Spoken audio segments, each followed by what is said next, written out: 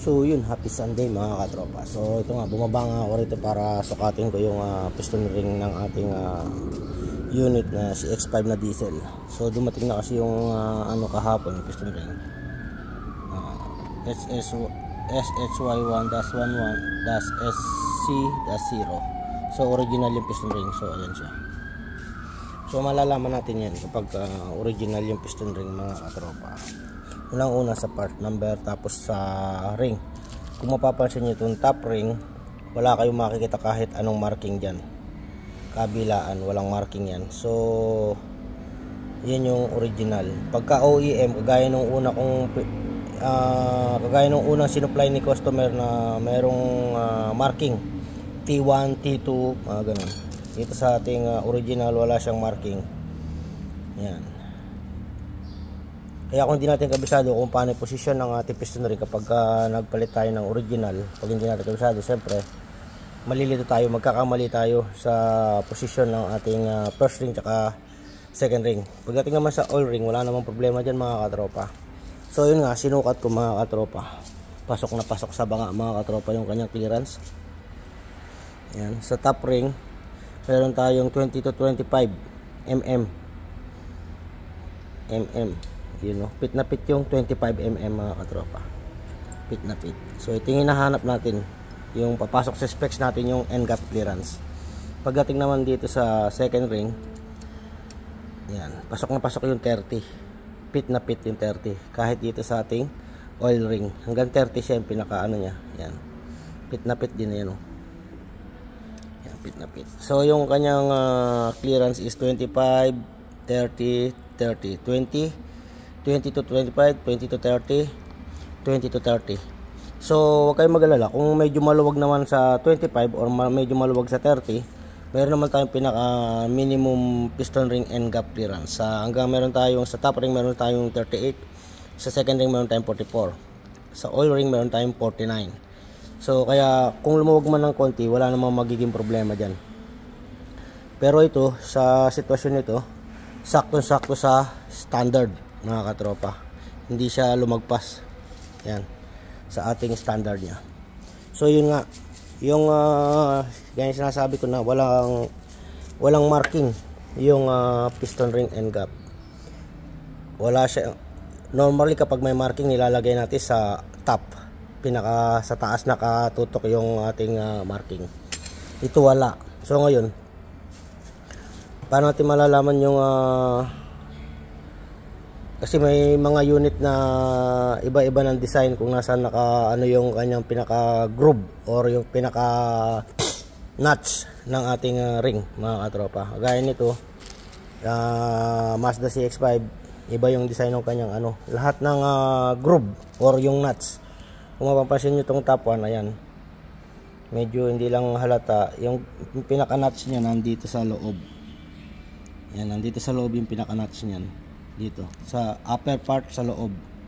Yan, dito naman sa second ring, yan, upper part din yan. Medyo yung sa second ring medyo malaki kasi yung notch, yung pinaka niya yan, nakikita yung pinaka notch niya sa loob din yan. So yung magiging natin diyan setting mga katropa, ganyan sinabi ko, yung notch niya nasa loob. Yan. So yung magiging position ng ating ring, lagyan mo natin dito yung piston sa babaw. Yan. Ito yung ating ito yung ating top ring. So mapapansin nyo yung notch niya nasa loob. Ayan, nakikita yan, medyo may cut yung ating ring, hindi siya totally square. Yan. So yung magiging position niya, yung notch niya nasa taas. Yan, ganyan. Yung notch nito nasa taas. Ito yung top ring. Walang marking yan. Hindi natin yan yung yan. Top ring. Yung second ring, yung notch niya, ayan, kung mapapansin natin, dito wala, ayan, dito may kanto, ayan, tingnan yung kanto, yan, may kanto. Pagdating dito, yung pinakakanto niya ay may cut, ayan. So yung magiging posisyon natin yan, nasa ibabaw din yung notch ng second ring yan. Yan yung magiging natin yan. So nasa ibabaw siya, tapos nasa loob. Yan. Sa mga iba nasa gilid, 'di ba? Yung mga OEM nasa gilid yung pinaka notch niya. yung kumakayod ng ano. Ito nandito sa loob. So pag binaliktad natin ng ganyan, magkakaproblema na tayo mga katropa. Kahit dito sa number 1, pag binaliktad natin, magkakaproblema na tayo. Yan. Kaya dapat yung nuts nasa taas. Nasa taas na ganyan. Yan. Ganyan. Sa oil ring, wala naman tayong magiging problema dyan. Ano yan, baligtaran yan sa oil ring mga katropa. So yun yung ano natin dito. Kasi bawat unit may kanya-kanyang manual kung paano yung pag ano, nasa piston ring, lahat ng setup ng isang engine mga katropa. Paano kung nasa labas tayo, wala tayong manual. Siyempre dapat magsi-search tayo para sigurado tayo sa ano.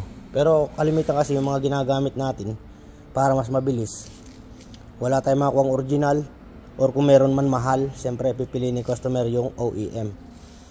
Yan. So yung ano natin original, papakita ko sa inyo para magkaroon lang kayo ng idea. Kasi tayo meron tayong original manual. Kasi dito kasi hindi naman tayo pwedeng magkabit lang ng basta-basta, o depende kung nasa kay customer kung OEM ba o original. Depende kung tatama ba yung parts sa ginagawa natin. Siyempre pagka alam nyo hindi alanganin kayo, huwag nyo kakabit mga katropa. Ipilit nyo yung ano, kasi kayo yung gumagawa, kayo yung mapuputok ang bandang huli mga katropa. Kaya ito panloob, gaya sinasabi ko, panloob, sinisigurado natin yan. Main bearing, Conrad bearing, piston ring, piston, lahat ng clearance dapat pasok, lahat dapat smooth mga katropa, para hindi na natin isipin yung panloob kung sakaling magka-problema or ayaw umandar.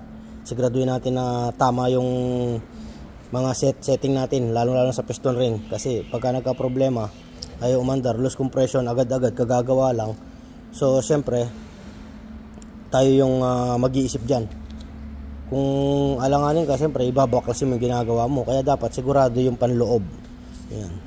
Panggagalingan din naman ng compression kung sigurado ka rito sa half engine na to na ginawa mo, piston ring, piston.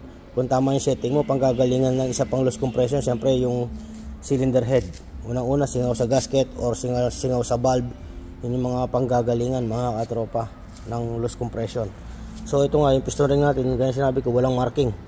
So siyempre meron tayong manual, kaya hindi tayo maliligaw mga katropa.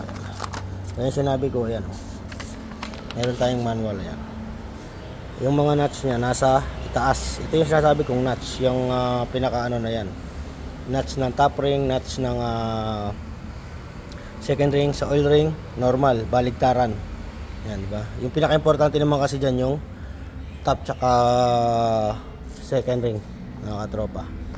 So yun, ganun lang mga katropa yung ano. So ito naman next na to sa mga timing setting na to. Siguro pagka nabuo na natin yung engine, sasama yung cylinder head, tsaka natin setting yung timing. Yan, isa rin problema sa timing kasi mahirap mag-backlash, lalo na kung masikip yung unit mga katropa, yung engine compartment. So yun lang sa ngayon mga katropa. Sinukat ko lang kasi nga para bukas Monday pwede na natin assemblein si ring sa piston, tapos i-fit natin yung connecting rod bearing para sure tayo. Dito naman kasi sa crankshaft okay na ako dyan, smooth naman mga katropa. Yan, kahit bitawan mo pagka inikot mo na, umiikot pa rin, wala siyang sabit mga katropa.